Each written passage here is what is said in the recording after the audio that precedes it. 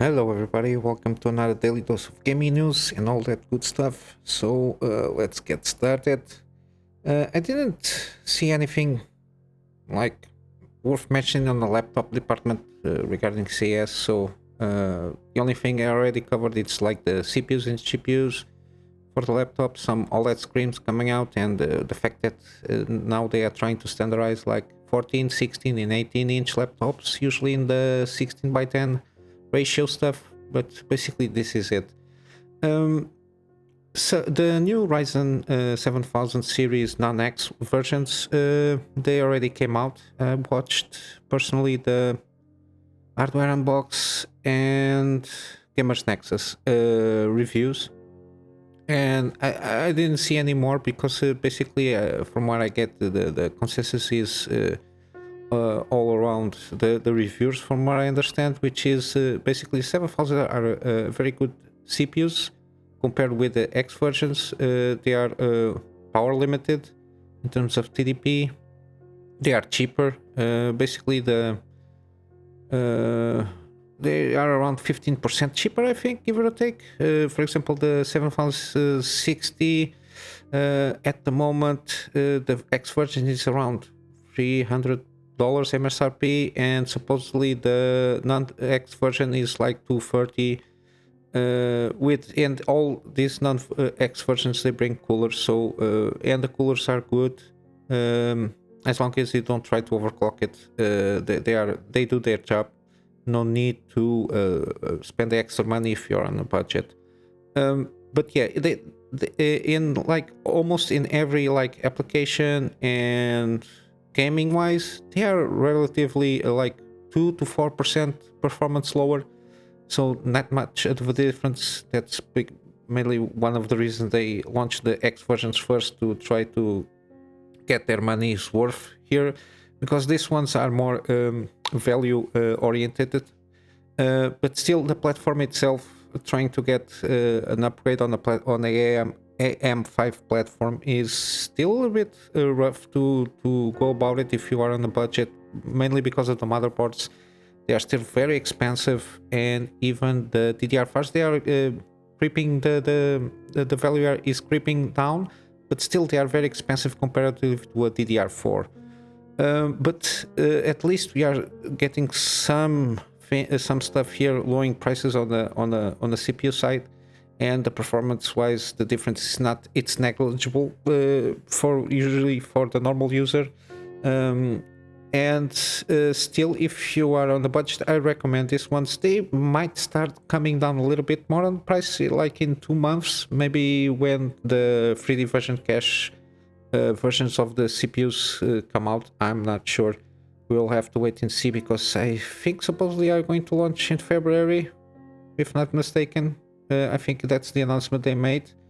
But yeah, overall, very good CPUs. They don't throttle, the temperatures are all good. The performance difference is like 2 to 4%, gaming and other applications. So even compared to the Intel thing, it's basically the same. But the main thing to take out, it's they are cheaper, they are perform good, and basically that is it. Just my advice is to wait for some motherboard announcements. I don't know when they are going to launch I think it's the super extreme motherboards. I don't remember the chipset for the AM5s, but supposedly I just wait at least the motherboards to come down in price, because the DDR5 memories, they are not like directly correlated with some influence from AMD, but they can do something about the motherboards at least. We will see how it goes. But yeah, basically this is it for AMD. Good stuff coming, which is good news. Some bad news is for the MSI Afterburner software. At the moment, and since almost a year now, doesn't have the MSI support. From what I understood, this guy Alexei, which is the guy that basically does this or launched this software, and from what I understood, MSI just branded the software with their name and paid and been supposedly paying this guy with some, of course, some early releases from BIOS updates and everything, so that so that the software itself can basically function, because it basically functions with all GPUs, being MSI or not, they all function, and it's basically the best software to tinker around with your GPU.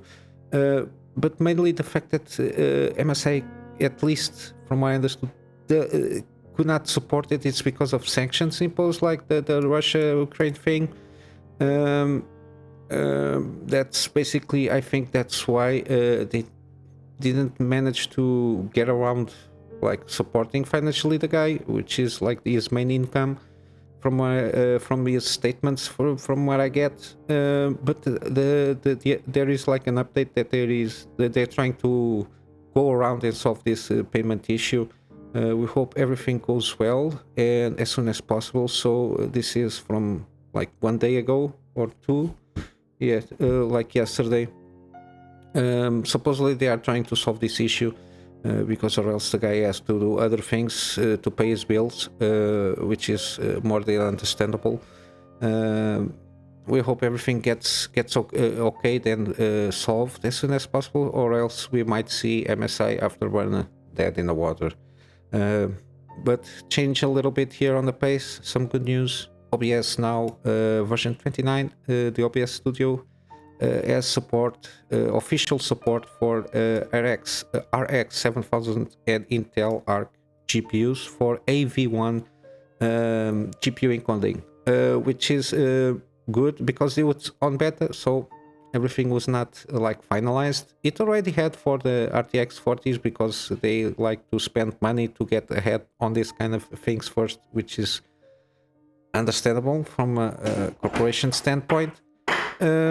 And there are a lot of stuff here. If you have like one of these new GPUs, just go ahead, upgrade the software so you can incorporate the AV1 codec, because it's way better than the, even in NVENC, the H.264 and 265 is way better regarding the compression on YouTube videos. The platforms itself don't support yet, so regarding like streaming and everything, it's not implemented yet. Hopefully they will implement this AV1 because it's good for streaming regarding the bit rates and everything, the quality, the lower the bit rate, it's the quality of the video itself, it's way better. And supposedly plus the thing that NVIDIA launched with seeing YouTube videos and videos on the internet, if you have like a 30 series or a 40 series, it has like the upscaling technology to improve like the rough edges and the smearing on, usually on the black pixels and everything. Supposedly this all comes together to improve video quality. Now regarding games, we have the Witcher 3 scene, Witcher 3 mod scene. It's still healthy. This guy that has the next gen HD, the rework project, it's like the textures thing, which is implemented in the next gen update from Witcher 3. It's implemented on the code itself, but the guy is just basically improving on that work that he already had. And he showed the video with the Skellige Islands texture stuff. I will leave the links here on the description. But yeah, improving, and still I think there is like a mod that is improving RTX performance on the game. But yeah, a lot of stuff continues to go out. It's awesome to see that even a game with launched 2014, 15, I can't remember correctly, but a game that this kind of old per se, or at least with these years here, it's still selling. It still has the right support from the publisher and developers, which are the same basically. And the modding scene is still healthy. They're continuing to launch their mods, and even the compatibility of the mods and everything is going very well, which is good to see. Regarding, I saw this today, which is like the Dead Space remake that will come by the end of this month, I think. It supposedly comes bundled with Dead Space 2 on Steam, which is good news. The Dead Space 2, it's very good also.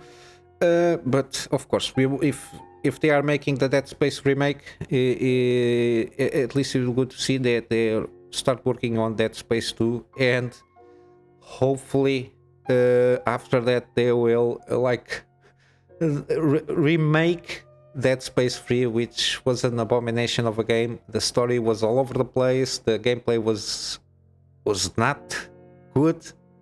At least is what I can say. Even with the co-op stuff, that you only have access to certain parts of the game with if you have like a co-op person to play with. It's ridiculous.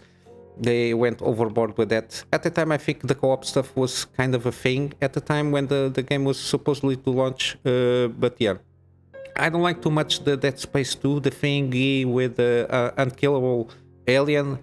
And some, but it's nitpicking. There are certain parts there. I think it's like the Resident Evil thing with the guy that is unkillable always. It's like the persistent enemy that you always try to avoid and not kill. The way they go about it, it's not excellent. But yeah, I really enjoy Dead Space 2 as much as Dead Space. When it came out, it was a non-issue. It's just that nitpicking when you have after you play, you start thinking about some things that could improve. It's one of the things that could be improved at the time, at least my opinion is regarding that one. But yeah, 27th January, Dead Space remake. I'm excited for this game. And basically this is it for today. I'm trying to see if I can find still some good articles where they presented like the PC cases. I saw some news here, but not much thing exciting here on CS except for like the usual announcements, but it's kind of meh, this CS on a lot of things. But I'll see if I can find more things regarding CS that I might have missed and worth talking about.